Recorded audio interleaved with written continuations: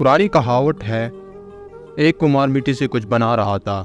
इसके हाथ मिट्टी से भरे हुए थे। इसकी बीवी पूछती है, क्या बना रहे हो? कुम्हार फखर से सर उठा के कहता है, चिल्लम बना रहा हूँ।